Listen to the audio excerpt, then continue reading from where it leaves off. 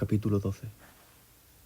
Thomas se adentró en el campo y vio que la primavera empezaba.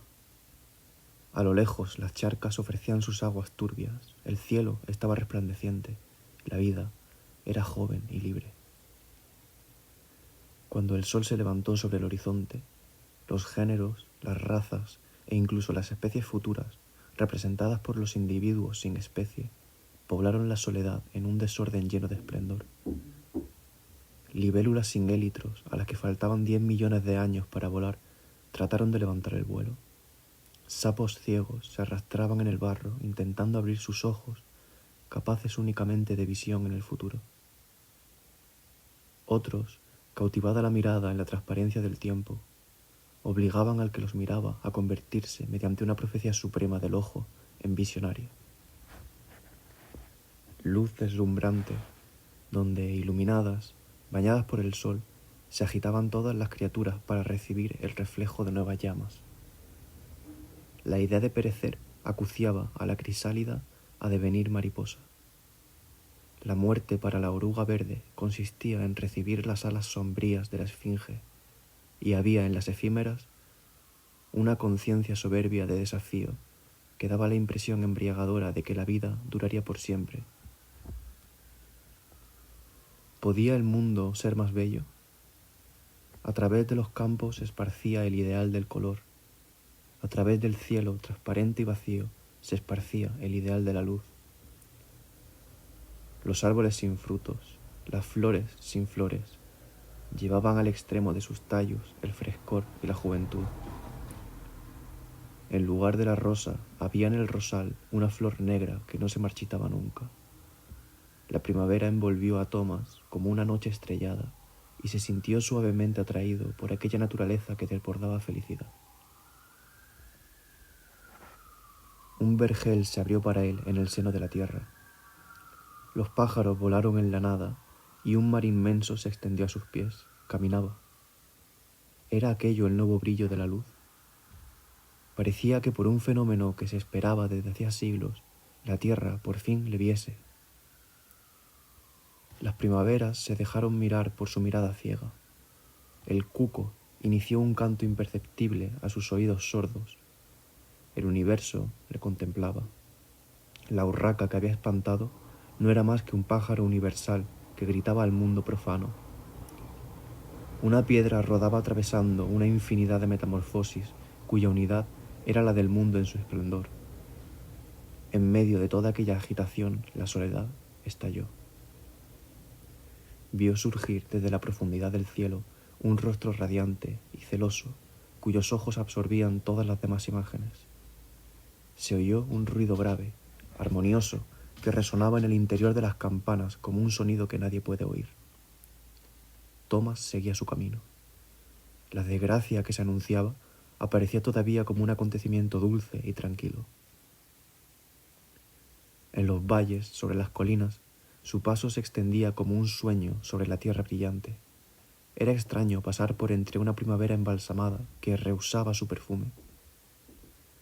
Contemplar flores que a pesar de sus vivos colores no podían ser vistas. Pájaros abigarrados, escogidos para formar el repertorio de los matices, alzaban el vuelo ofreciendo el vacío del rojo y del negro.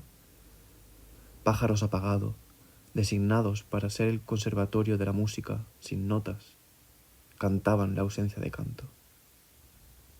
Se vio también a algunas efímeras volar con alas verdaderas porque iban a morir, y eso fue todo. Thomas echó a correr y de repente el mundo dejó de oír el estruendo que atravesaba los abismos.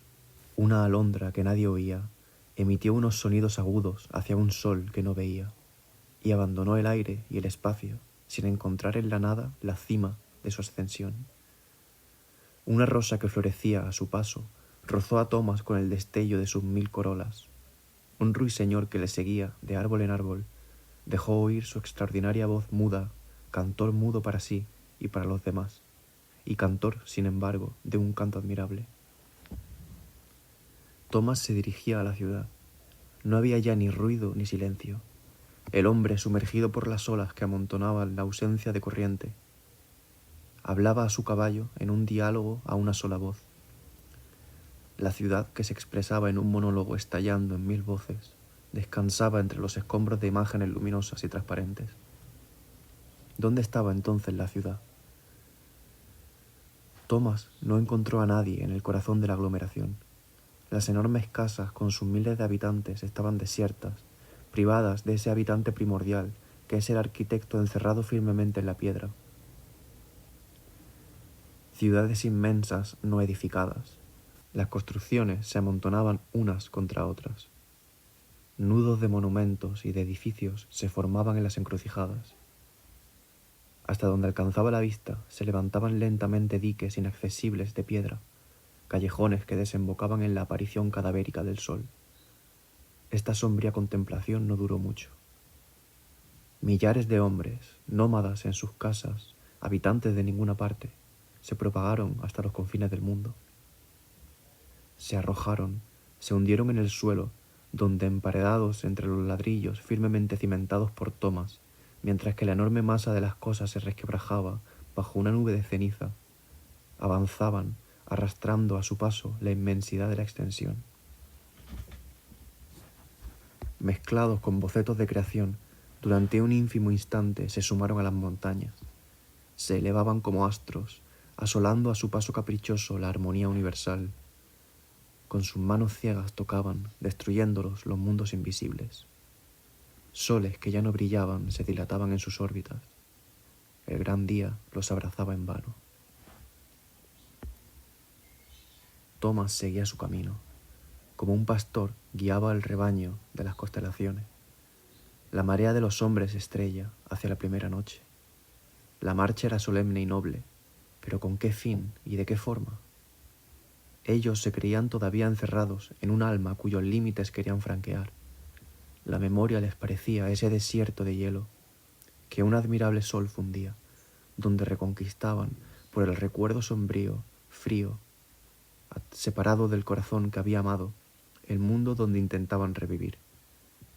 Aunque no tuviesen cuerpo, gozaban de todas las imágenes que representaban un cuerpo, y su espíritu alimentaba el cortejo sin fin de cadáveres imaginarios. Pero poco a poco llegó el olvido. La memoria gigantesca, donde se debatían entre espantosas intrigas, se replegó sobre ellos y los expulsó de aquella ciudad donde todavía parecían respirar débilmente. Por segunda vez perdieron su cuerpo. Unos, absorta la mirada en el mar, otros, aferrándose obstinadamente a su nombre. Todos perdieron la memoria del habla mientras repetían la palabra vacía de Thomas. El recuerdo se borró, y como la fiebre maldita que alimentaba en vano su esperanza, como prisioneros sin otra cosa para evadirse que sus cadenas, trataron de remontarse hasta la vida que no podían imaginar. Pudo vérseles saltar desesperadamente fuera del recinto, flotar, deslizarse disimuladamente. Pero cuando creían coronada su empresa, tratando de componer con la ausencia de pensamiento, un pensamiento más fuerte que devoraba leyes, teoremas, sabiduría, el guardián del imposible los sorprendía y se hundían en el naufragio. Caída interminable y dura. ¿Habían llegado, como soñaban, a los confines del alma que ahora creían estar recorriendo? Lentamente despertaron de ese sueño y encontraron una soledad tan grande que miraron con indiferencia a los monstruos con los que se les había aterrorizado cuando eran hombres. No vieron ya nada y se quedaron allí, inclinados sobre su cripta en una profunda inercia, a esperar misteriosamente que la lengua que todo profeta ha sentido nacer en el fondo de su garganta saliera del mar y les lanzara a la boca las palabras imposibles. Aquella espera, vapor funesto, exhalada a gota desde la cima de una montaña, parecía no tener fin. Pero cuando realmente desde las profundidades tenebrosas se oyó un grito prolongado que era como el final de un sueño, todos reconocieron el océano y adivinaron una mirada cuya intensidad y dulzura despertó en ellos insoportables deseos. Por un instante volvieron a ser hombre, vieron en el infinito una imagen gozosa, y cediendo a una última tentación, se desnudaron voluptuosamente en el agua. Tomás también contempló aquella marea de imágenes groseras. Después, cuando llegó su turno, se arrojó en ella, aunque tristemente, desesperadamente, como si la vergüenza hubiese comenzado para él.